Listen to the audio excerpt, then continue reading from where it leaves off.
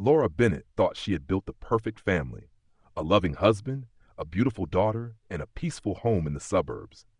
But beneath the surface, Richard Bennett was weaving a dark obsession, one that would turn their family into the subject of a horrifying true crime.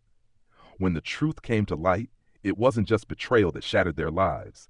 It was blood, fear, and a murder that no one saw coming. Sophia Bennett had always believed she was part of a normal, happy family. Her mother, Laura, was warm and loving, always making sure she had everything she needed. When Laura met Richard Bennett, a charming and successful businessman, she thought she had finally found the perfect partner to complete their family. Sophia was just 7 years old when Richard entered their lives, and at first he seemed like the perfect stepfather. He treated Sophia with kindness, showered her with gifts, and made her feel special.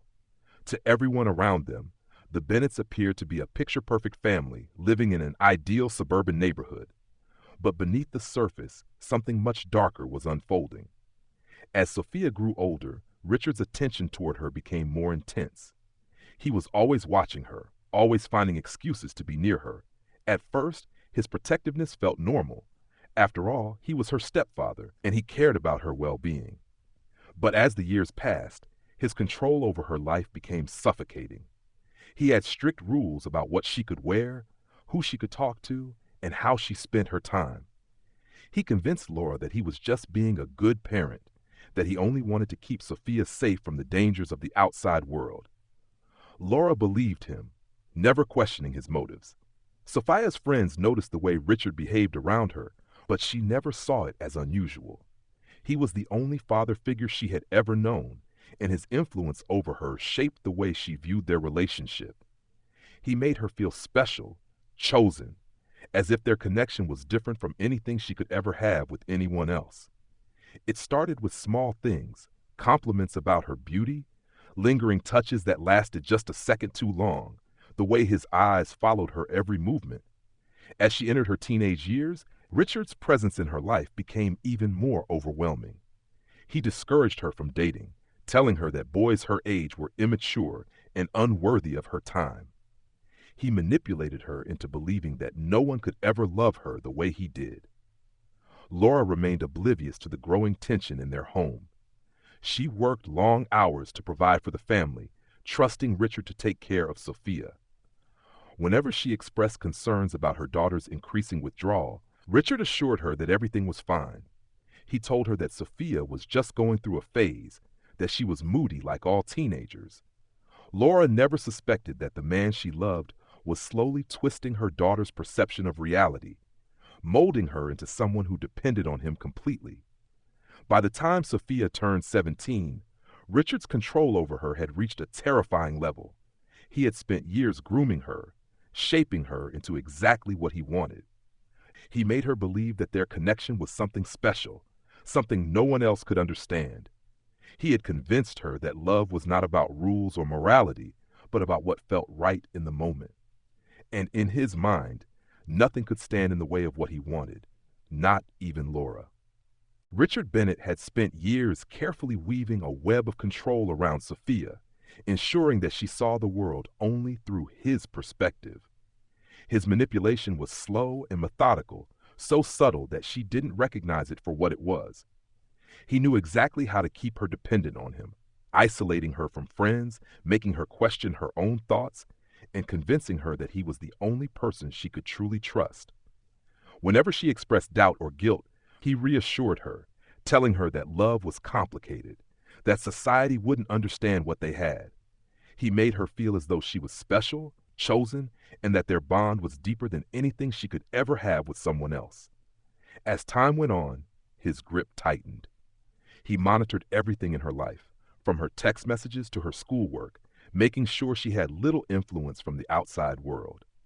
When her best friend, Emily Carter, started to notice how withdrawn she had become, Richard quickly found ways to cut her out of Sophia's life. He planted seeds of doubt in her mind, telling her that Emily was jealous, that she didn't understand their connection, and was only trying to poison it. One by one, the people Sophia once trusted were pushed away, leaving only Richard at the center of her world. Laura, completely unaware of the darkness growing in her own home, started sensing something was off. Sophia was different, quieter, more secretive. She rarely smiled anymore, and when she did, it never reached her eyes. Whenever Laura tried to talk to her, Sophia shut down, refusing to share what was troubling her. Richard, always quick with an excuse, told Laura that she was simply going through a difficult phase, that she was overwhelmed with school and normal teenage emotions. Laura, wanting to believe her husband, accepted his explanation. After all, he had never given her a reason to doubt him before. But behind the scenes, Richard was carefully steering Sophia toward a dangerous path. He convinced her that Laura was the only obstacle standing in their way, that she would never understand what they had. He planted the idea in her mind that if Laura ever found out, she would tear them apart, ruin everything they had built together. He told her that people would call her a liar, that they would blame her, and that she would lose everything. The fear he created in her mind kept her obedient, trapped in a reality she couldn't escape. Sophia didn't know where to turn. She felt like she had no choice but to trust Richard, to believe that he was the only one who truly cared about her. Every moment of doubt was met with reassurance, every hesitation twisted into proof that she was meant to be his. The thought of betraying him filled her with guilt, and the thought of losing him terrified her even more. She didn't realize it at the time, but she had become a prisoner in her own mind, one that Richard had spent years crafting with terrifying precision. The night everything changed began like any other. The house was quiet, the air thick with an eerie stillness. Laura had been working late, as she often did, believing her husband and daughter were at home, safe, waiting for her. She had no idea that the life she had built, the family she cherished, was nothing more than an illusion about to shatter. She arrived home earlier than expected. The soft glow of the upstairs lights spilled into the hallway as she set down her keys. Something felt off. A strange sense of unease crept over her as she walked through the house. She climbed the stairs, pausing in front of Sophia's slightly open bedroom door. The muffled sounds from inside made her pulse quicken. She reached out, pushing the door open just enough to see inside. The scene before her was something she could not comprehend. Richard and Sophia were together in a way that no father and daughter should ever be. For a moment, her brain refused to process what her eyes were seeing. It was as if the world had stopped moving. Then realization hit her like a blow to the chest. A gasp escaped her lips, and instantly Richard's head snapped toward the doorway. His expression shifted from shock to something much darker. Laura staggered backward, her mind racing, her heart pounding. She fumbled for her phone, desperate to call for help, to make sense of the nightmare unfolding before her. But she never got the chance. Richard moved fast, too fast. In an instant, he was on her, grabbing her wrist before she could dial a number. His face twisted with a terrifying mix of rage and desperation. He knew there was no way out of this. The secret he had spent years concealing was now exposed, and Laura was the only thing standing between him and everything he had manipulated Sophia into believing. She fought against him, trying to scream, but his hand clamped over her mouth. He forced her backward, shoving her toward the stairs. Sophia stood frozen in the doorway, her entire world unraveling. Her mother's eyes locked onto hers, filled with panic, pleading for her to do something. But she couldn't move. She couldn't breathe. Richard's grip tightened around Laura's throat as he dragged her into the kitchen. He grabbed the first thing he could, a knife from the countertop. His hands were shaking, his breathing ragged. Laura struggled, but he was stronger. The blade slashed through the air, meeting flesh. A single, sharp cry echoed through the house before silence fell. Sophia's vision blurred as she watched her mother crumple to the floor. Blood pooled around her lifeless body, staining the tiles beneath her. The smell of iron filled the air. Richard turned to her, his face still contorted with fury, his chest heaving. He told her they had no choice now, that there was no turning back. Sophia felt numb. Her mother was dead. Her stepfather was a murderer. And she was trapped in a nightmare from which there was no escape. The house that had once been a home was now a crime scene. Laura's lifeless body lay on the cold kitchen floor, blood seeping into the cracks between the tiles. The air was thick with the metallic scent of death, the silence pressing down like a weight. Richard stood over her, his grip still tight on the knife, his chest rising and falling in uneven breaths. His mind raced. There was no undoing what had just happened, no way to cover it up. The only option now was to run. Sophia stood frozen in the doorway, unable to look away from the horror before her. Her mother, the woman who had loved her unconditionally, was gone. A few minutes ago, she had been alive, breathing, moving.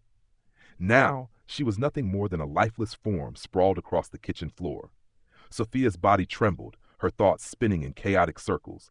She wanted to scream, to run, to do something, but she couldn't. Richard's voice sliced through her haze of shock. They had no time. They had to leave before anyone found out. He grabbed her by the wrist, pulling her away from the scene, away from the mother she would never see again. His voice was calm, eerily controlled, as he told her what to do. They packed quickly, stuffing bags with clothes, cash, anything they could grab in a matter of minutes. Every moment felt unreal, like she was watching herself from outside her own body. The drive was long, silent, the car cutting through the empty streets as if it, too, were trying to outrun the crime they had left behind. Sophia sat in the passenger seat, staring blankly at the road ahead. Richard drove with a quiet intensity, his hands gripping the wheel, his mind calculating their next move. He had a plan. He always had a plan. He told her they would start over somewhere new, where no one would know them, where no one would ask questions. He spoke as if this were just another obstacle they had to overcome, as if what had happened was simply an inconvenience rather than a brutal murder. The news broke within hours. A woman found dead in her own home, her husband and daughter missing. Headlines spread like wildfire, photos of Laura's smiling face plastered across every screen. The community was in shock. The perfect family, the happy home, exposed as a lie. Police launched a nationwide manhunt, searching for Richard and Sophia. Reporters speculated, was Sophia a victim, or was she involved? Had she helped him kill her mother? The mystery only deepened as the days passed without any sign of them. Motel rooms became their new home, each one blending into the next. They changed names, paid in cash, avoided eye contact. Richard was always watching, always listening, paranoid that someone would recognize them. But as time went on, something in Sophia began to shift. The weight of what had happened, of what she had lost, pressed harder on her chest with every passing day. She had believed everything Richard told her for so long, but now she wasn't so sure. Days turned into weeks, and the weight of Laura's murder pressed harder on Sophia's chest. Every moment spent in hiding with Richard felt suffocating, the walls closing in around her. The thrill of escape, if there ever was any, had faded into an unbearable reality. She had nowhere to go, no one to turn to. And Richard's presence, once so controlling yet familiar, now filled her with quiet terror. He had taken everything from her, her innocence, her choices, and now her mother. The news reports continued, flashing Laura's face on every television screen in every diner and motel lobby they passed through. The words fugitive stepfather and stepdaughter on the run haunted her, the world convinced she was an accomplice. Maybe she was.